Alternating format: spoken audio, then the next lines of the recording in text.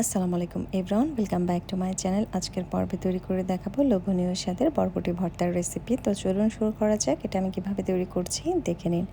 এখানে আমি আমার প্রয়োজন মতো বরবটি নিয়েছি। বরবটিটাকে ভালো করে পরিষ্কার পানি দিয়ে ধুয়ে নিয়েছি। তো এই বরবটিগুলোকে আমি কুচি করে কেটে নিয়েছি। আপনারা আপনাদের প্রয়োজন মতো বরবটি নিয়ে নেবেন। এখন এটাকে একটা সাইডে রেখে দিয়েছি। আর এখানে নিয়েছি চিংড়ি মাছ। তো এই ছোট চিংড়ি মাছগুলোকে পরিষ্কার পানি দিয়ে ভালো করে ধুয়ে নিয়েছি। এখন চুলায় আমি একটা ফ্রাই প্যান বসিয়েছি আর এখানে সরিষার তেল দিয়ে নিয়েছি। তো অবশ্যই চেষ্টা করবেন সরিষার তেল দিয়ে নিতে। আর এখানে দিয়ে দিয়েছি চিংড়ি মাছটা। তো চিংড়ি মাছটাকে দিয়ে খুব ভালো করে ভেজে নিচ্ছি। তো চিংড়ি মাছ থেকে যখন একটু পানি ছাড়বে তখন এখানে আমি পেঁয়াজ আর রসুনটা দিয়ে নিব। এরপর দিয়ে দিচ্ছি একটা বড় সাইজের রসুন কুচি আর হাফ বড় সাইজের পেঁয়াজ কুচি। এই উপকরণগুলো দিয়ে খুব ভালো করে ভেজে নিব। তো বরবটির পরিমাণের উপর নির্ভর করে কিন্তু আপনারা চিংড়ি মাছটা নিয়ে নেবেন। তো যতটা পরিমাণের বরবটি থাকবে ঠিক সমান পরিমাণের চেষ্টা করবেন চিংড়ি মাছটা নিয়ে নিতে। এতে করে কিন্তু এর ভর্তাটার টেস্ট অনেক বেড়ে যাবে। তো এটাকে খুব ভালো করে ভেজে নিচ্ছি। চিংড়ি মাছটাকে লাল করে ভেজে নিতে হবে আর পেঁয়াজ আর রসুনটাকে যাতে মোটামুটি সিদ্ধ হয় এভাবে ভেজে নেবেন।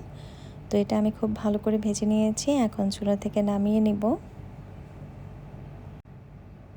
চিংড়ি মাছটাকে একটা বাটিতে ঢেলে ঠান্ডা করে নিচ্ছি।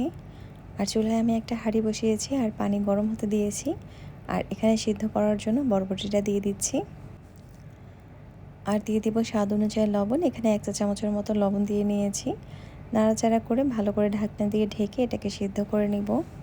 বরবটি ছোট করে কেটে তারপর যদি সিদ্ধ করেন দেখবেন যে খুব সহজে এটা সিদ্ধ হয়ে যাবে। তো ভালো করে পানিটা টানিয়ে নিয়েছি। তো একটু নাড়াচাড়া করে বরবটির গায়ের যে পানিটা ছিল সেটাকে ভালো করে টানিয়ে নিব। আর বরবটিটা ভালো করে সিদ্ধ হয়েছে কিনা এটা চেক করে তারপর চুলা থেকে নামিয়ে নেবেন। তো এই বরবটিটা ভালো করে সিদ্ধ করা হয়ে গেছে। এখন চুলা থেকে নামিয়ে নিচ্ছি। আর একটু ঠান্ডা হয়ে এলে এরপর একটা গ্রাইন্ডারের জারে বরবটিগুলো দিয়ে নিচ্ছি। তো এখানে কোনো রকমের বাটাবাটির ঝামেলা নেই। অসম্ভব মজার হয় এই ভর্তাটা। অবশ্যই বাড়িতে একবার হলেও ট্রাই করে দেখবেন। গ্রাইন্ডারের জারে সম্পূর্ণ বরবটিটা নিয়ে এরপর ভেজে রাখা যে চিংড়ি মাছটা ছিল সেটা সম্পূর্ণটা দিয়ে দিচ্ছি।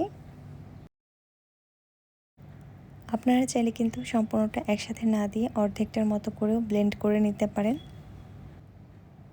তো এটাকে মিহি করে ব্লেন্ড করে নিতে হবে। তো আমি গ্রাইন্ডারের জারের ঢাকনাটা লাগিয়ে এটাকে 2 মিনিটের মতো সময় নিয়ে এভাবে মিহি করে গ্রাইন্ড করে নিয়েছি। আপনারা চাইলে কিন্তু এই কাজটা শিলপাটাতেও করতে পারবেন। এখন চুলায় একই ফ্রাই প্যানে সামান্য পরিমাণ সরিষার তেল দিয়ে নিয়েছি। আর এখানে 4-5টার মতো শুকনো মরিচ নিচ্ছি। তো এটাকে একটু ভেঙে দিব। তো শুকনো মরিচ দিলে কিন্তু ফ্লেভারটা অনেক বেশি দারুণ আসে, তাই এখানে শুকনো মরিচ দিয়ে নিয়েছি। এখন এটাকে খুব ভালো করে ভেজে নিচ্ছি।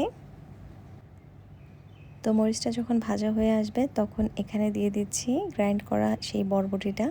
তো সম্পূর্ণটাই এখানে ঢেলে নেব। তো এই ভর্তাটার টেস্ট অনেক বেশি দারুণ হয়। অবশ্যই বাড়িতে একবার হলেও ট্রাই করে দেখবেন। যখন হাতের কাছে কোনো কিছুই থাকে না তখন কিন্তু এভাবে বরবটি ভর্তাটা তৈরি করতে পারেন।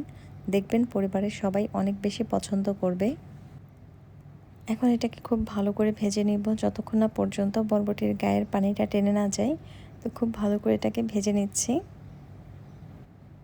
তো ভেজে নেওয়ার সময় লবণ হয়েছে কিনা এটা চেক করে দেখে নেবেন। তো এখানে সামান্য পরিমাণ লবণ অ্যাড করে দিয়েছি। দিয়ে খুব ভালো করে নাড়াচাড়া করে মিশিয়ে নিব। তো এটা একটু ভাজতে ভাজতে দেখবেন যখন এর পানিটা টেনে যাবে তখন এখানে আমি দিয়ে দিচ্ছি ধনেপাতা কুচি।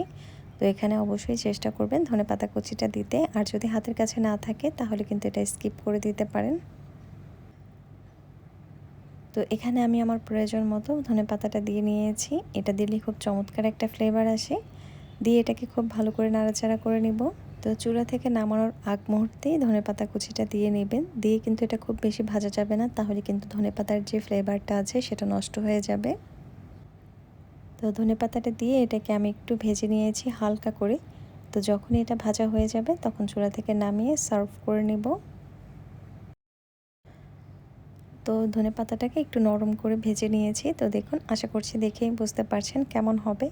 তো এই পর্যায়ে গ্যাস অফ করে চুলা থেকে নামিয়ে নিচ্ছি। ভর্তাটাকে আমি একটা সার্ভিং ট্রেতে সার্ভ করে নিচ্ছি। খুবই মজার, অবশ্যই ট্রাই করবেন।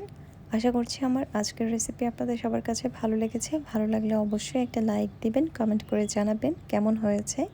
আর অবশ্যই আমার চ্যানেলটিকে সাবস্ক্রাইব করবেন। আল্লাহ হাফেজ।